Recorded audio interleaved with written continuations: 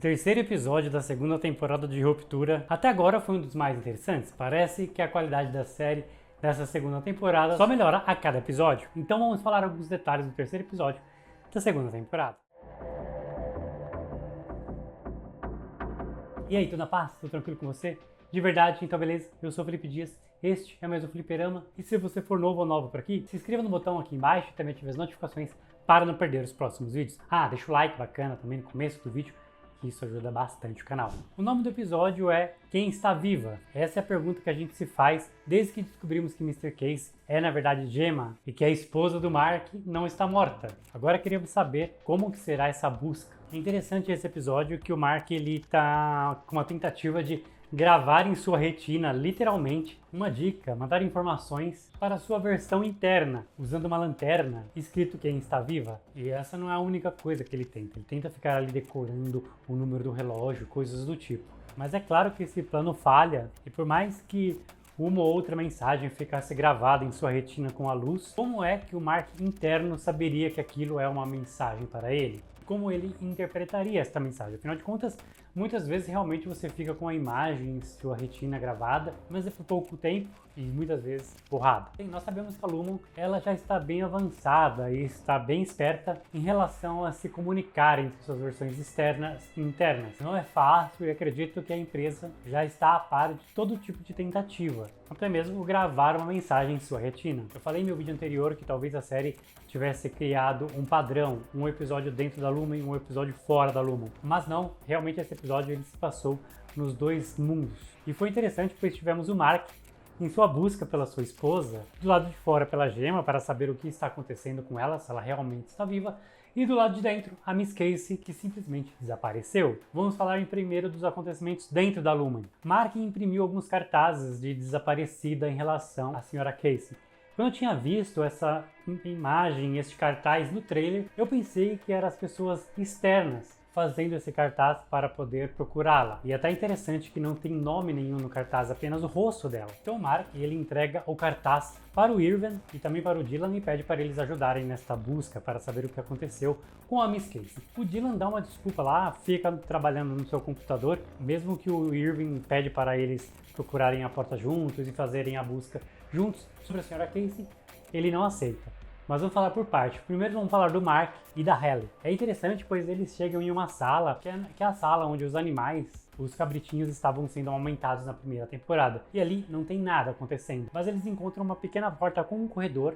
Aliás, essa cena me lembrou do filme Quero Ser John Malkovich, onde o personagem principal ele entrava por uma porta e caía na mente do John Malkovich. Já falei desse filme e vou deixar o card linkado aqui, beleza? Mas voltando. Atravessando esse pequeno corredor, onde eles têm que ir até abaixado, eles chegam num lugar completamente estranho, que eles estranham bastante também, chamado Mamíferos Nutridos. O que essas pessoas fazem ali, o que esse departamento faz, ainda é uma dúvida. O que sabemos é que as informações em relação aos setores dentro da Lumon, os boatos, as discussões e as brigas, chegaram até essas pessoas também. Finalmente vimos a Gwendoline Christie na série. Eu gostei muito do papel dela aqui, da maneira como ela interpretou a Lorne, uma personagem que eu achei bem interessante. Eu espero mesmo que ela apareça mais. Ela é bem excêntrica e com certeza é uma ameaça também. No trailer, inclusive, gerou algumas teorias em relação à frase dela: vocês deviam ter saído. A gente não sabia exatamente sobre o que era, mas era ter ido embora quando ela deu a chance do setor dos mamíferos nutridos. Essa cena ela é bem estranha e todas as pessoas que trabalham ali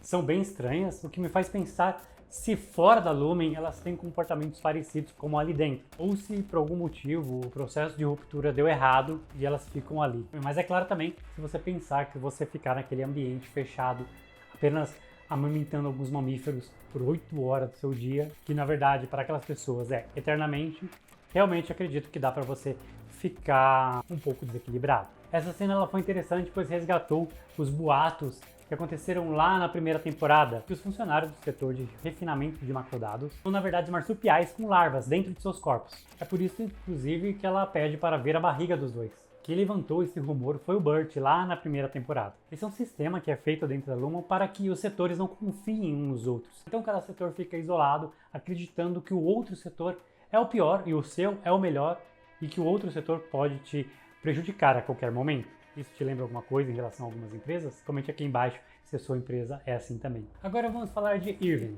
Irving, ele acredita que a melhor maneira de encontrar a Miss Casey é ir para o departamento de design. E lá ele encontra a Felicia, uma antiga amiga de Burt, e os dois conversam bastante sobre o Burt. E essa conversa é interessante, pois ela começa completamente casual, falando de casos antigos, e o Irving mostra que fez vários desenhos do Burt, porque ele tem saudade dele, e no meio desse caderno de desenhos está a porta misteriosa. E aí que é interessante, pois essa conversa mostra que Felicia conhece essa porta, fala que antigamente várias pessoas do setor de ótica e design ia para lá e depois apenas uma única pessoa foi. Por que disso? Por que mudou este padrão?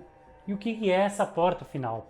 Essa porta, inclusive, que vemos a Miss Casey, a Gemma, entrando na primeira temporada. E ela fala algo sobre ficar perto do Mark, sobre lembrar do Mark.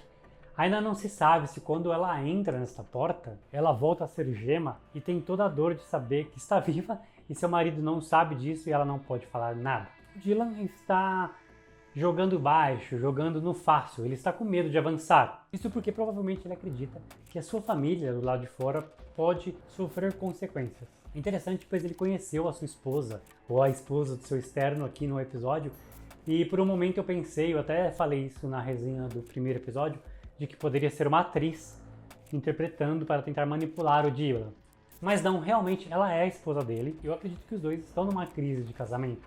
Ela se demonstrou ali carinhosa com aquela versão, inclusive reconheceu e encontrou um amor, provavelmente que não via muito tempo nos olhos do Dylan. Ela falou um eu te amo e falou inclusive que era a força do hábito, mas eu acho que ela não fala eu te amo para o Dylan há muito tempo. E esse diálogo também mostra, e é importante, pois o Dylan ele quer saber mais sobre o seu externo, se ele é um incompetente ou se ele é burro, como ele perguntou, pois de alguma maneira ele deve sentir essa dor, esse desespero de não prover algo para a sua família. Inclusive, o único trabalho que ele conseguiria era dentro da Lumen fazendo o processo de ruptura. Não sabemos ainda como isso afetou a família, e se isso realmente afetou a família, ou se outros motivos gerou essa crise no casamento.